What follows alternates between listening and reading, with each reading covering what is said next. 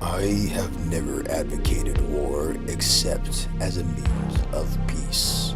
So seek peace. But prepare for war. Because war never changes. War is like winter, and winter is coming.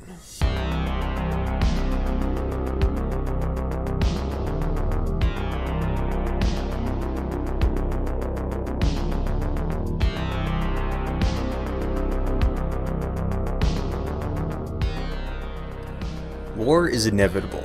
It is in our nature, so it would be foolish to not prepare for it. Yet, I still did not replenish my forces from the massive losses of last episode. With shipbuilding supplies running low in Argon stations, I had started purchasing here and there a mixture of ship types, mostly from the Talati, but now my forces stood at 29 ships strong, consisting of the extra large carrier, the extra large supply ship, 5 large capital ships. I had 2 gunboat/frigates that were both Talati, and then I had 20 fighters, which were a mixture of Talati and Argon ships. This led to the 29 ships that now consisted of the First Fleet. I was trying to save and conserve money. These battles and war campaigns are costly, and I had been losing millions of credits during them, so I chose to sit, investing in my stations, building my products, trading, and mining. I honestly wanted to do something else for this video, yet once again I found war on my doorstep despite if I wanted it or not. The Holy Order of Pontifex had pushed into Argon Prime, again. And after destroying Argon ships literally lined up outside of my station in the sector, destroying supplies, wares, and my credit flow with the station, I snapped.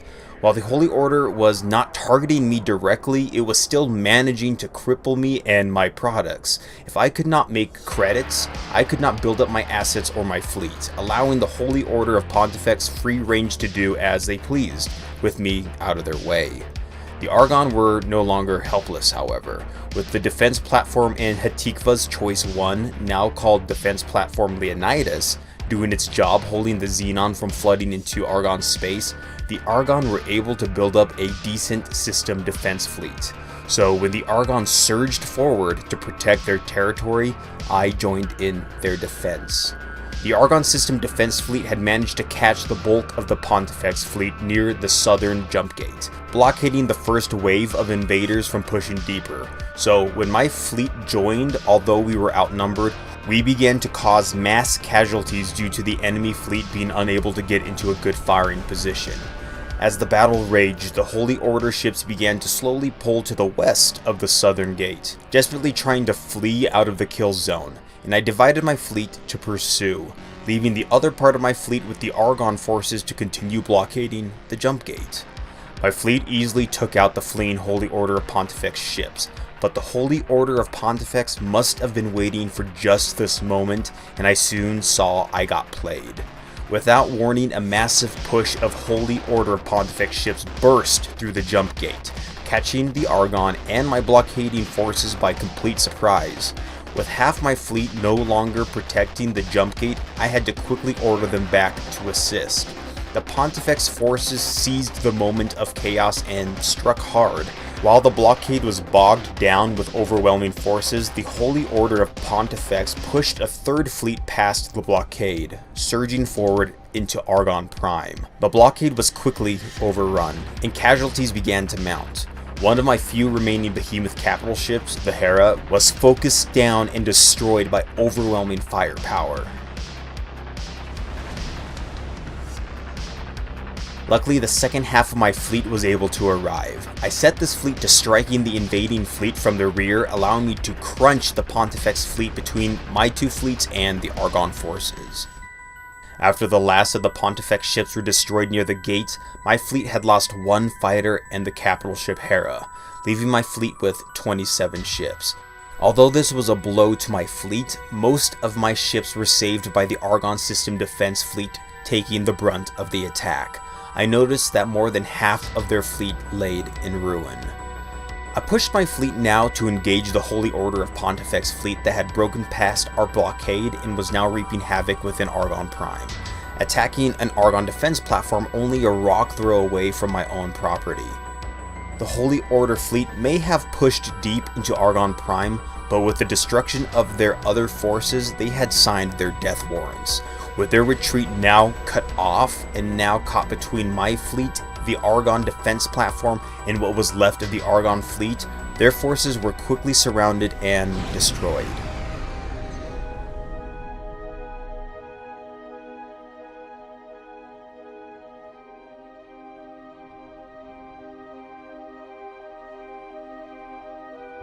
I had suffered no casualties during this conflict, and I was able to collect a ship that the Holy Order had abandoned.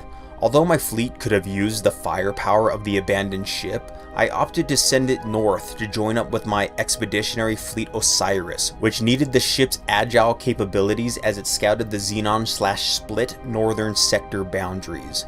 I then reassigned a fighter that was escorting one of my trading vessels to join the fleet, leaving my fleet now at 28 ships. While I was fighting the Holy Order of Pontifex, I had fallen blind to a greater threat. Because as I took a moment to collect myself and check the situation outside of Argon Prime, I realized a massive problem. The defense platform Leonidas was in a fight for its life. I did not know how long the defense platform was under siege for, but it was being attacked by unending waves of Xenon. While the defense platform Leonidas had no problem taking on hordes of smaller Xenon ships and the odd Class K destroyer, the Xenon had sent an overwhelming large fleet consisting of multiple Class K destroyers and escort ships. At first, I thought, despite the damage the station was taking, the defense platform was going to pull through. But when a Class I destroyer arrived, flanked by 2 more K-class destroyers, I knew I had to send help.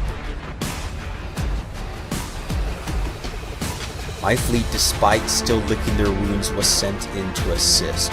There was no way the defense platform would be able to hold off such aggressive firepower in such a broken state. I could not afford to let the Xenon destroy the only thing keeping them from again destroying Hatikva's Choice 1. My only hope was that my fleet wouldn't arrive too late.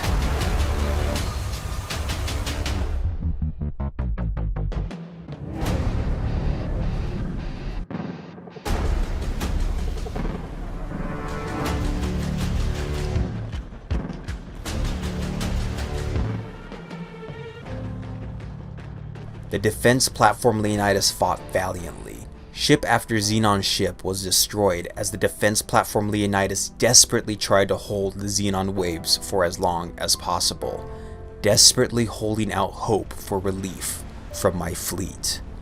Yet with every Class K destroyed, my platform lost more and more weapon batteries and turrets. As the Xenon Class I destroyer bided its time, circling like a shark waiting to strike its wounded and bleeding prey. And to my utter dismay, the Class I struck right when my defense platform was at its weakest. The Class I battered the defense platform Leonidas, destroying module after module as it began its kill circle. The defense platform Leonidas was doomed. Right as all hope was lost, my fleet dropped out of travel mode right on top of the Class I destroyer, in hopes to distract the Class I from the defense platform. One capital ship, the Hermes, even going so far to fly directly behind the Class I, attacking its unprotected rear systems. My ships quickly began hammering the Xenon Class I destroyer with everything they had. GON Behemoth Class Hermes, Battle Log 55967-15M, 825-02-23, 0643, Captain Vin Collard. The Class I destroyer suddenly turned from hunter to hunted, and began pivoting towards the jump gate. I don't know if Xenon can feel fear, but as the Xenon Branch 9 destroyer I groaned its ungodly groan, I swore I could hear the fear in it.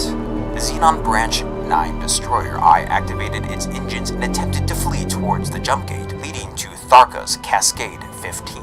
For a split second, I felt pity for it. It was like a massive spoiled child, unable to handle the fact that it is surprised and losing. It was running back to mommy, but the feeling quickly dissipated as I witnessed the destruction it had caused to the defense platform Leonidas. Thousands of lives sucked out by a machine built for one purpose. dangerous to kill. So when the Xenon Branch 9 destroyer I fell under the First Fleet's attack, I felt only anger that we had not arrived sooner. End of log. My fleet had arrived just in time and was able to save the defense platform Leonidas. Despite the defense platform's best abilities, it lay a ruined husk of its former self, yet it survived. It had managed to destroy multiple Class K destroyers and smaller Xenon ships, and despite being on the verge of collapse, had held off the Class I destroyer until reinforcements had arrived. No ships were lost during the battle, and the defense platform Leonidas had held firm, and I quickly began on the repairs of the defense platform. It would live on to fight another day. My fleet stayed patrolling the area, helping destroy the random Xenon attack. This allowed the defense platform Leonidas to repair quickly and start returning to its former strength. However, I knew that the issue with the Holy Order of Pontifex still loomed on the horizon. Using my expeditionary fleet Osiris, I entered the Holy Order of Pontifex space and destroyed criminals for them, allowing me to reach a neutral standing with the Holy Order. But I knew this would only be temporary, just like before. With massive Holy Order of Pontifex fleets gathering at Second Contact 2 Flashpoint, right on the border with Argon Prime, I knew a conflict would once again break out, and much larger than the little border skirmishes that we had been experiencing. Full-blown war was a real possibility. Yet with my first fleet tied up in Hatikva's Choice 1, I would have to come up with something, and something fast, in order to deal with the looming conflicts. Thank you so much for watching. Like I said, I was originally going to do something completely different and go a different direction with this video, but this game is so dynamic that sometimes it just takes you for a ride in a completely its own direction. I am hoping to find a way to bring an end to this conflict with the Holy Order of Pontifex. If I could choose, I'd rather just not be involved at all. Yet with the Argon getting overrun constantly by them, I kind of find myself drawn in just out of proximity. In X4, I'm just a corporation. I'm not a faction. I don't have my own citizens. I don't have my own military. I can't afford a long-term war because mostly it's not profitable. So perhaps I can come up with a solution, and one where I'm not fighting the Argon's war for them. Please continue to like and share these videos. I am a small channel, so every view, like, sub means just more than you can believe. I have loved chatting and reading your comments, and I took the idea to name the defense platform Leonidas after a commenter suggested it. And I even had the AI flight programmer from Egosoft comment on one of my videos about the Leonidas's grand charge last episode, so that was really awesome. Again, thanks for watching. Stay tuned for more. Be safe, be smart, work together, and love one another. Peace.